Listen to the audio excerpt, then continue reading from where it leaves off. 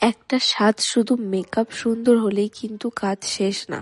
Perfect blend, sharp contour, glowing base এগুলো অবশ্যই দরকার, কিন্তু একটা পুরো লুক সুন্দর তখনই হয় যখন মেকআপের সাথে আউটফিটটা ম্যাচ করে, জুয়েলারি ঠিকঠাক হয়, হেয়ার স্টাইলটা সুন্দরভাবে সেট থাকে, আর সবচেয়ে বড় কথা পুরো আউটফিটটা সুন্দরভাবে চুজ করা হয়। তাই আমার আপকামিং ব্রাইডদের কাছে একটা অনুরোধ, বা যারা অন্য কারোর কাছেও সাজতে যাচ্ছ, প্লিজ পুরো ভিডিওটা মন দিয়ে একবার দেখে যাও।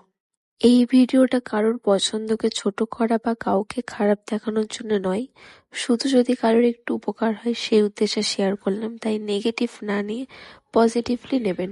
হ্যালো সবাই, আবারও স্বাগতম আমার আরেকটা নতুন ভিডিওতে।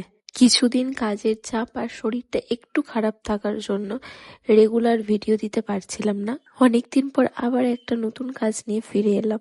এটা 25শে ফেব্রুয়ারির ব্রাইড আমাকে প্রায় 3 মাস আগে বুক করেছিল। বৃদ্ধি গায়ে হলুদ বিয়ে 3টি ফাংশনের জন্য আমাকে বুক করেছিল। বৃদ্ধিটা অনেকটা সকালে থাকায় আমাকে অনেক ভোরে ঘর থেকে বেরিয়ে যেতে হয়েছিল। লোকেশন ছিল কলকাতা। আমি সময় মতো পৌঁছেই একটু রেস্ট নিয়ে মেকআপটা স্টার্ট করে দিই। সকালের